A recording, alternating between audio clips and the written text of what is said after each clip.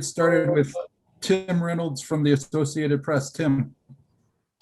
Thanks, Chris. Good morning, Pop. Hi, how you all doing?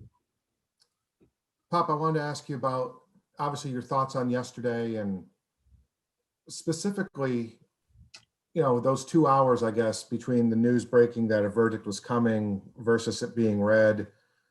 You could just sort of feel tension everywhere. You could just feel tension and anxiety and apprehension. I guess, what does that kind of say? That I guess there was a lot of concern about how this thing could have gone and what it would have meant. What does that sort of say about where we are, do you think?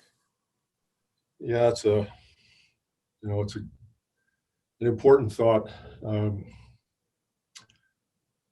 All of us had, nervous bellies, and you think about what's gone on in the past and how little accountability there's been over the years. So you're cautiously optimistic that some, form of justice might happen, but you're not totally confident. And I think that's if you're a white person. People of color, I have to believe, had even more nervous moments and anxiety and probably doubt about what was going to happen because of the past. So when the verdicts came down, you saw, the joy just kind of explode in people. And, I had a friend who mentioned to me, he said, it's a relief for all of us that it seems like a bit of justice has been done. But imagine being a 70, 80, 90-year-old Black person who's seen so much ugly in their lives in every way, shape, and form, socially, economically, etc. And then add COVID on top of it to see all the disparities. What a joy it had to be for someone like that to see this outcome in this trial. And then when I thought about it some more, I think it's a time to understand that that was maybe a victory in a war that's got to continue to be waged in the sense of demanding equality and justice and rights, because it hasn't happened yet. And when it was shown publicly, the statement that the Minneapolis police came out initially, if you read that, it's scary. Basically, it's like nothing happened except a man died. And if you look at it and you read it, it's the headline from the Minneapolis police. It's like, done. Nothing happened here.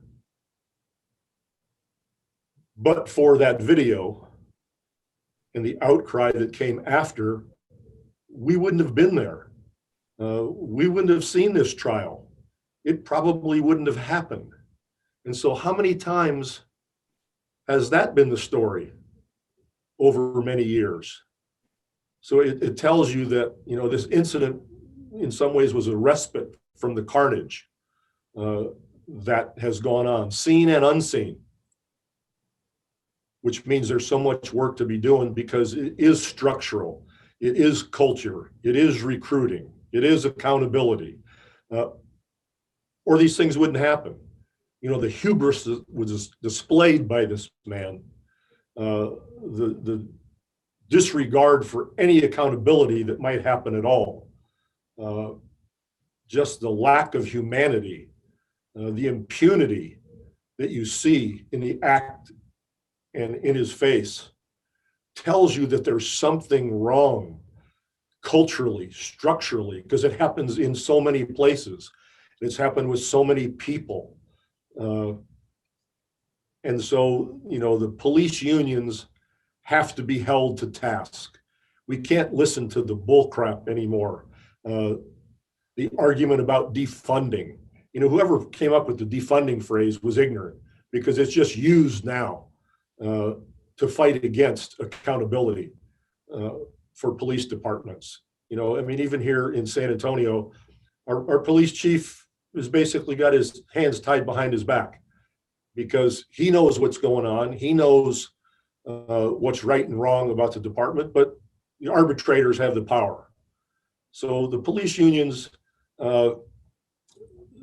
they use power in a way that does not protect and serve in many cases.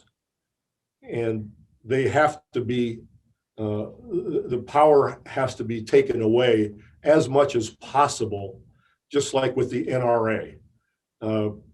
But we can't believe, and deal with the tactics they've used over the years, whether it's, personal assassination, like in the case of Cheryl Scully, or calling out defunding, which is deceptive. It's a lie. Just like Trump's, the virus was a hoax. The election was stolen. And there are people that want to hear that and follow, and it's dangerous. And it causes death. And so I think that more than anything, we have to remember to be on guard, to call it out, that justice has not been realized yet, that was a victory. I'm thrilled for George Floyd's family, but he's still not with us. And it's because of the culture. It's not just a single one-off act of one man. We've seen it too many times. And police unions have to be called to task. We have to be brave about it and do what needs to be done. Thank you, Bob. You're welcome. Thanks, Tim. Let's go to Tom Osborne. Bob, I think you may have already answered my question, but early voting is underway here for the May 1st election. Proposition B is on the ballot, which would take away collective bargaining for the police. Just what are your thoughts on that? And, have you voted, and are you doing anything to help campaign for that proposition? Well, I haven't voted yet. I will, but Proposition B, it looks like a step in the right direction. So a yes vote on that, I think, is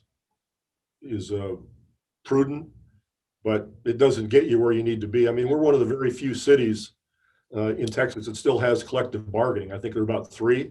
I'm not sure, but I think 2 or 3 still have collective bargaining. We have to go further. People can't be intimidated. There has to be accountability. And police unions work. Just think about that logically. You don't have to be a Republican or a Democrat. You're pro this, pro that. An organization that seeks as little accountability as possible should be a problem. There's a reason for seeking as little accountability as possible. And that's not good. It just makes sense. So we need to go further. And hopefully that can happen in negotiations. But Proposition B is the first step, I guess. All right, thank you. You're welcome. Thank you, Pop. You bet.